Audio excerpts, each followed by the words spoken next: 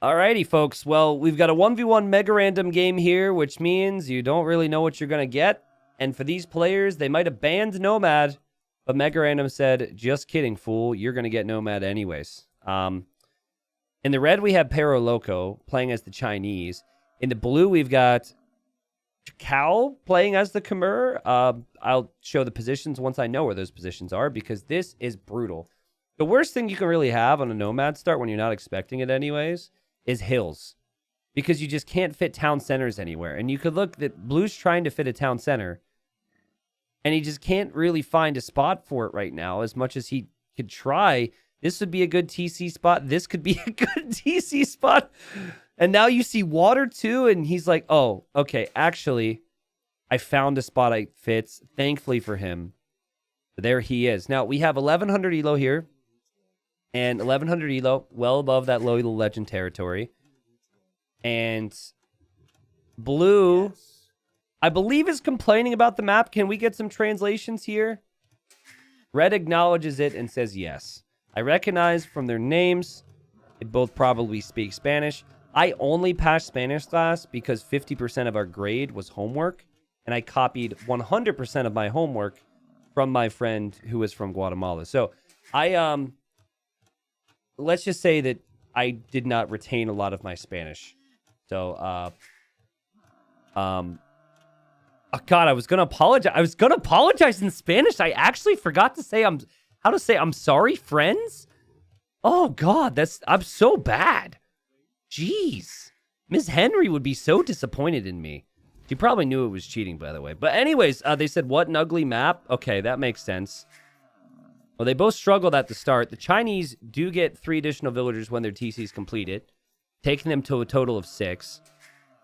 And the challenge with the Chinese is to keep the town center working because you have no food in the bank.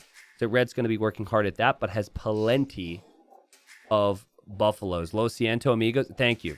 Lo siento, mi amigos.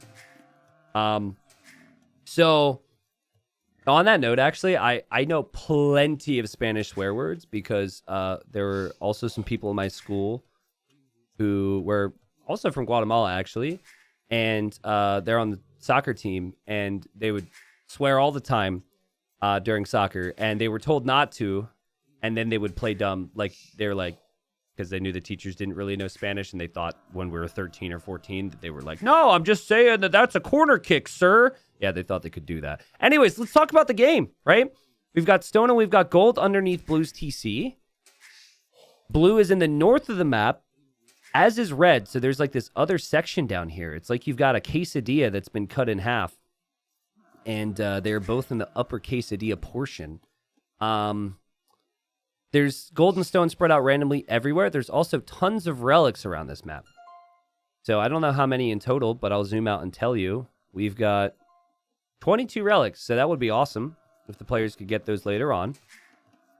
The Khmer feel very smooth throughout a game because you don't have to build all your buildings to unlock the next building or get to the next age. Their farms are also awesome. But I am still noticing right now Blue doesn't have quite as many buffalo. They're experienced enough to know how to, the fact that they have to scout the map. And actually, Blue's buffalo has just located Red's house. So now Blue has an idea of where Red is located. I forget if Red caught a glimpse of Blue here at the start. I don't think so. But it is possible that maybe Red had some indicator at the start of the game that Blue was located there. This map is kind of like grilled cheese. If the cheese was blue with green mold. Okay, so that is a little weird. But this actually brings up a very relevant point and very important to talk about. Those of you who eat grilled cheese or have eaten grilled cheese. I hope all of you, because eating a grilled cheese is an amazing experience. What is the proper way? Oh, God, that rhino. What is the proper way to cut a grilled cheese? Is it like this? Is it the diagonal cut? Or is it the horizontal cut? Because I feel as though people might be split on this. Or maybe I'm in the minority. I don't know. But listen, my parents only cut grilled cheese one type of way. And it was only the horizontal cut. 4 squares? Okay, but once you were above the age of 8, how did you cut it? Please don't tell me you're like 16 years old and your mom was cutting your grilled cheese into 4 squares. Triangle cut? Crust off? Okay, same comment. Usually I would not care, but grilled cheese specifically must be diagonally cut. Interesting. So mine was always horizontal. However, I will say this. My neighbor is basically my second family. They would cut it diagonally. So I got a taste of both worlds.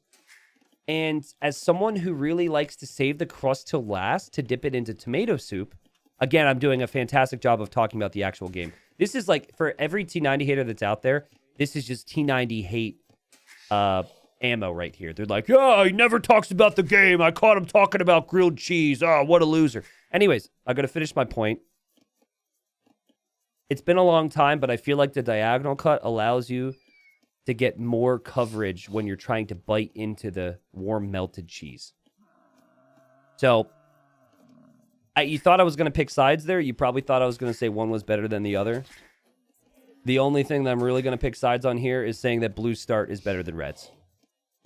And again, the thing that has just plagued me today for whatever freaking reason is I said the wrong color. I meant to say red start is better than blues. Red is on the way to the next stage. And red has brought in a lot of food here. Now, red does not know where blue is located. Blue is also set up next to a stone and a gold.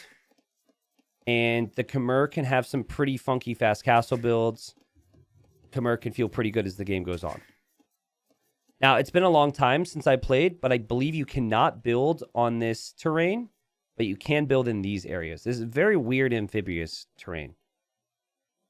But yeah, we'll have to see if I'm right on that if they try and build. But yeah, this amphibious terrain that it looks like looks like some slush after a snowy day. I don't know. Not that you see that around palm trees or mangrove trees, but it just looks a little faded. That stuff you can't build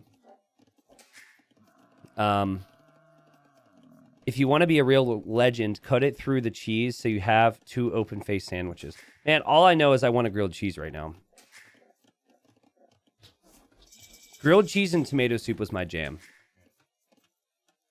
I had so many grilled cheeses growing up. Okay.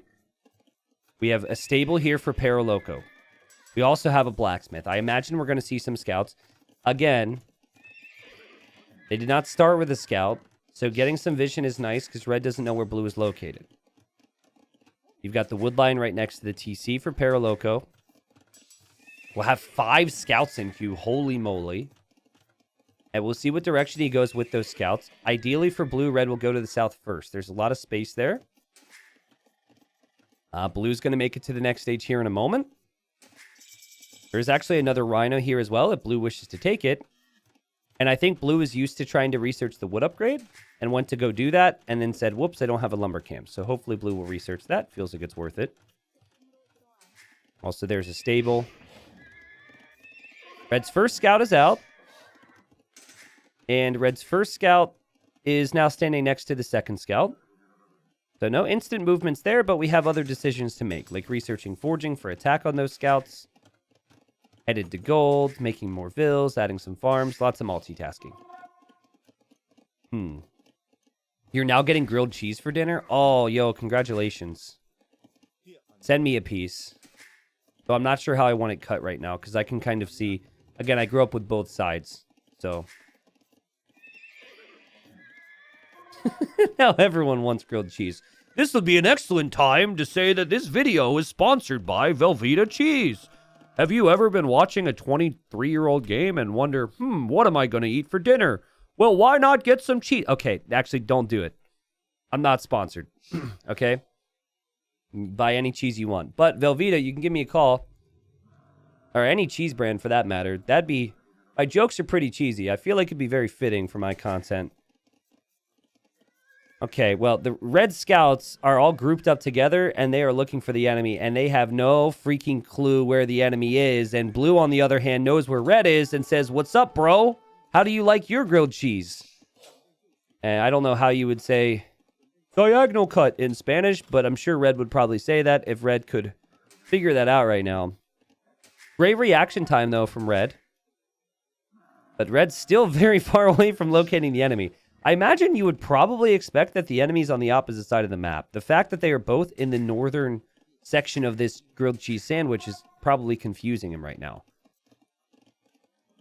And blue's done a little bit of a loop-de-loop. Doesn't know until this moment that red could have army because of the buildings.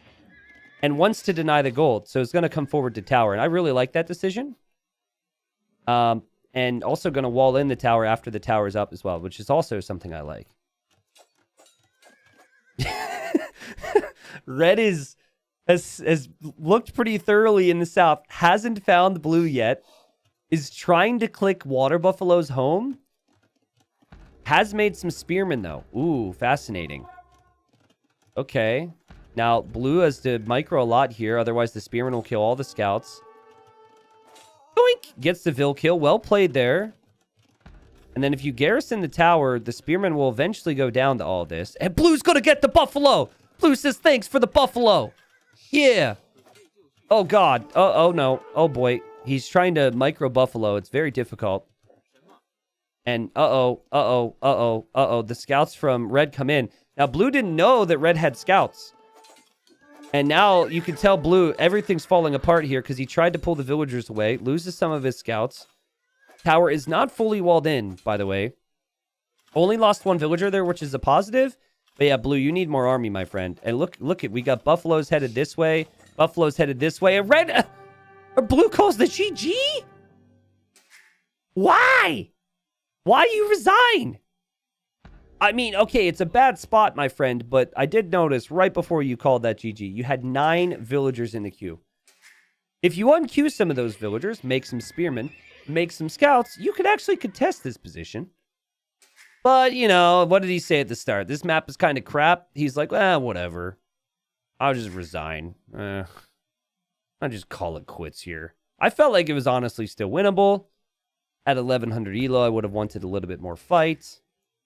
Red never found out where blue was, by the way. I mean, he kind of could assume that he's over here on this side now, but pretty much just defended himself. Great farming eco from red. And good army production there from red. Chinese, probably a bit more, a bit stronger civilization here, but yeah, blue just figured my game plan didn't work out, so let's just call it quits. There's no way T90 casts my level. Otherwise, I would put up more fight. But now he's casted my game, and he thinks that I just resign early. But I don't, T90. I swear, I'm a real fighter. 4-1 KD. Fantastic.